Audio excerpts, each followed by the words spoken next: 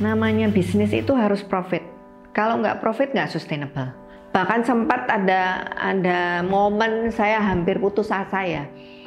Apa bener sih ini jalanku gitu? Kok gagal terus gitu kan? Tapi kan terus tak pikir-pikir, oh ya aku tuh nggak sendiri, anakku ada dia, dan menjadi melek digital itu karena anak saya. Ya saya take it or leave it gitu kan, win or die. Itu saat kayak turning point buat saya untuk win atau die. Saya nggak mau milih die, saya harus win gitu. Akhirnya saya ambil order itu.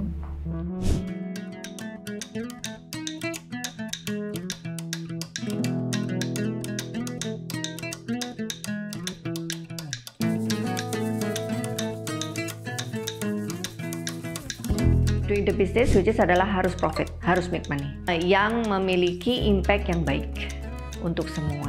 Jadi dari awal itu udah di dalam otak saya udah harus bisnis gitu. Kalau enggak ya gimana mau running gitu kan. Jadi dari awal itu saya sudah berbisnis, artinya saya membuat desain dan memasarkan produk saya dalam bentuk sampel. Iya.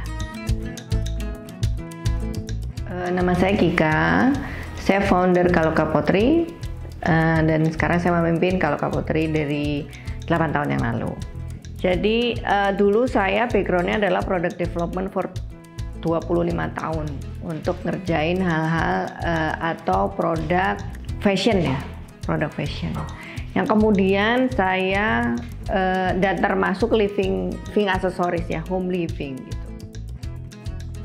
Nama Kaloka itu sebuah brand ya, yang artinya saya ambil dari bahasa Sanskerta yang artinya termasyur. Kaloka sendiri memproduksi handmade keramik, di mana kita berkolaborasi dengan beberapa community di Yogyakarta. Jadi kita build community, kita memberikan edukasi untuk menambah tim kami. Jadi kita ada studio di Posasran, ada showroom di sini juga, tapi kita juga bekerja sama dengan beberapa sekolah kejuruan di Jogja dan Jawa Tengah. Dan juga kita punya artisan di beberapa desa di Jogja. Lokasi kita di Bosasran, DN3 nomor 695 Yogyakarta. Jadi di tahun 2015 saya kepikiran untuk bikin sendiri ya, bikin brand sendiri. Selama ini saya mengerjakan brand orang lain, dalam negeri maupun luar negeri. Kemudian saya kepikiran, oh ya saya mau bikin brand, tapi untuk awalnya saya nggak ngerti materialnya apa. Saya mau build the brand dulu aja. Sampai ketemu saya memilih keramik sebagai media. Kenapa keramik ya? Mungkin karena buat saya ini personal sekali gitu loh. Buat saya challenging ya. Karena material lain saya sudah pernah mengerjakan. Jadilah di 2016 saya sudah mengerjakan keramik. Di saat itu saya tidak punya studio sendiri, belum punya ilmu yang mumpuni ya secara teknis ya. Jadi saya trial error. Jadi bisa dibilang selama 1 tahun itu saya juga tidak menghasilkan. Jadi beneran yang belajar dari nol, belajar teknik keramik itu seperti apa, sampai suatu saat saya mampu memiliki tim ya, merasa mampu lah memiliki tim, secara kapital udah bisa. Dan akhirnya di 2018 itu mulai saya membangun studio yang berawal dari tungkunya satu dulu. Satu itu pun saya utang ya, saya bikin di teman saya nggak ada modal. Saya tanya bahwa boleh nggak saya hutang dulu, ya nggak apa-apa. Saya nyicil ya, saya menyicil equipment. Ada tungku, ada meja putar, segala macam lah. Segala macam itu saya memulai sedikit-sedikit di tahun 2018.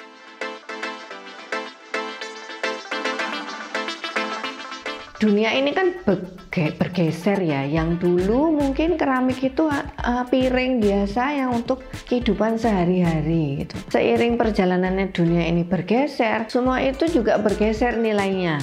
Dining wear dulu based on kebutuhan, tapi kalau sekarang udah masuk ke tren. Warnanya harus apa, motifnya harus apa, penggunaannya apa aja, bentuknya bisa macam-macam. Itu udah pergeseran dunia ya. Saya selalu diingatkan sama teman saya yang menjadi guru saya lah intinya.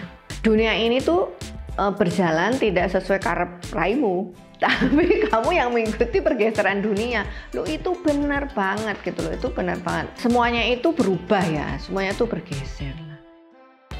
Produk itu retail, wholesale, B2B gitu-gitu kan. Selain itu kita ada class itu ya fun class ya. Ada juga yang workshop sampai bisa. Contohnya sih itu by community ya. Kita kerjasama dengan pemerintah Papua Barat. Jadi di sana itu karena related sama culture. Jadi di culture-nya itu membuat keramik untuk melamar gadis gitu.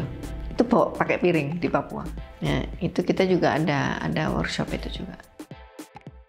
Ada production, ada kelas. Akhirnya saya membuka kelas fun class namanya. Fun class itu terbuka untuk siapapun yang mau mencoba membuat keramik. Ada 100 orang, ada 50 orang gitu. Saya nggak cukup tempatnya, jadi saya pinjam aja di balai desa. Itu anak-anak mahasiswa. Dimana saya seneng ya. Kalau mereka tuh kan stress release ya. Kalau saya stres, kalau saya bikinnya stres ya. Deadline dan lain sebagainya. Bedanya di situ. Bahkan ini beberapa bulan ini banyak yang dari luar mas, dari Jerman, dari UK gitu-gitu.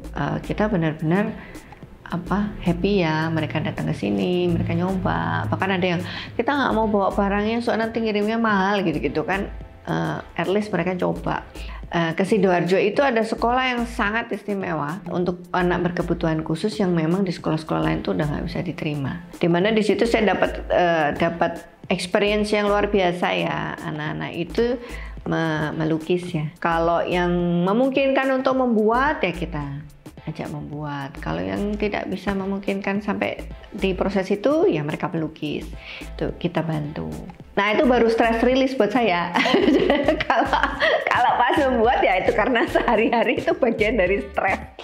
Kalau Kak ini untuk saat ini masih full handmade dari awal sampai akhir. Apa bedanya handmade sama bukan handmade? Apakah tanah liatnya berbeda? Enggak. Jenisnya aja yang lain.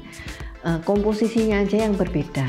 Kalau untuk keep warm ya, keep cold iya juga dibanding bahan lain ya.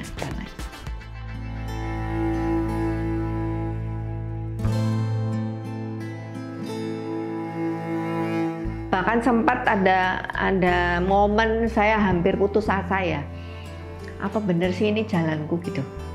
Kok gagal terus gitu kan? Tapi kan terus tak pikir-pikir, oh ya aku tuh nggak sendiri, anakku ada, dia dan menjadi melek digital itu karena anak saya. Saya punya cita-cita banyak, anak saya juga punya cita-cita banyak yang harus saya hidupi. Itu dorongan kuat. Otak saya itu adalah modal terbesar. Lainnya nggak saya pikir mas. As long as otak saya sehat, saya bisa mikir. Saya pasti bisa ya kan. Kalau saya nggak sehat, ya pasti nggak bisa kan gitu. Kita bisa doing the business more wider ya, lebih everybody bisa lihat gitu. Dan di saat itu saya dihubungi oleh Qatar untuk order sebanyak 2.000-4.000 lupa, sekitar segitulah 4.000. Kalau secara matematika saya nggak mampu mas, tungkunya nggak cukup, tungkunya tuh kecil. Terus dengan waktu yang ditentukan tuh saya tidak mampu. Karena saya mungkin terlatih untuk stres tadi ya, terlatih untuk mengerjakan handmade. Mengerjakan handmade dalam jumlah besar dan berkolaborasi dengan beberapa community atau pengrajin, ya saya take it or leave it gitu kan, win or die. Itu saat kayak turning point buat saya untuk win atau die. Saya nggak mau milih die, saya harus win gitu.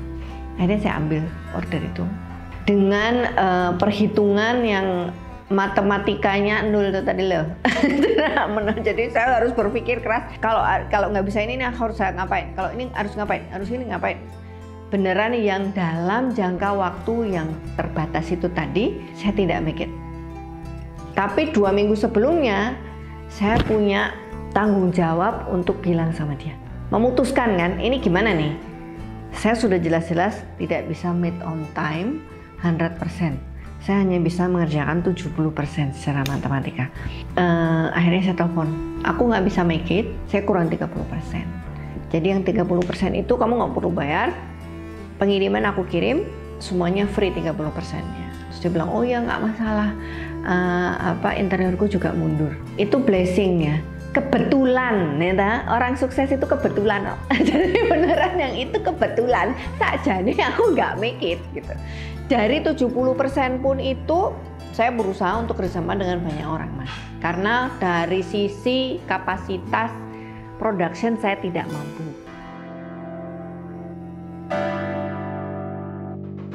Dengan modal yang saya punya, saya hanya bisa membuat sampel, ya saya pasarkan terlebih dahulu gitu. Jadi dari situ saya langsung nyarinya B2B. Modal itu nggak yang nol banget ya. Kalau kapital iya, everybody has a problem gitu. Tapi di balik itu kan kita juga harus tahu networkingnya gimana, kesiapan mentalnya gimana gitu kan. Jadi di awal saya punya networking yang baik, di mana saya bisa dodok. Ya memang di awalnya itu mungkin ordernya atas belas kasihan, iya. Itu nggak memungkiri ya, itu tidak memungkiri ya. Awal untuk market itu semuanya saya kenal. Dimana saya sadar diri bahwa oh ya ini atas belas kasihan gitu loh. Percentage untuk oh ya ini produknya bagus itu saya masih nggak mau menampilkan gitu loh, karena ya saya tahu bahwa ini networking yang baik yang saya punya gitu. Dari awal saya membuat brand ini menjadi trendsetter ya. Jadi saya create market. Pertanyaannya kan gitu kan, oh ya saya mau marketnya seluas-luasnya, saya mau dikenal di seluruh penjuru dunia manapun gitu, sesuai dengan namanya.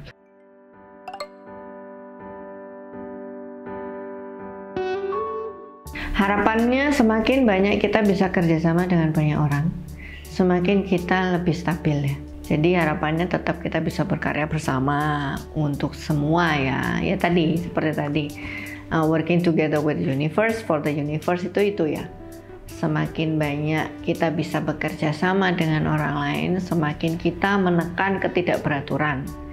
Sehingga itu tadi lebih kreatif. Kalau oh ya marketnya di sini lagi sepi, oh kita ngapain ya, kerjasama dengan siapa ya?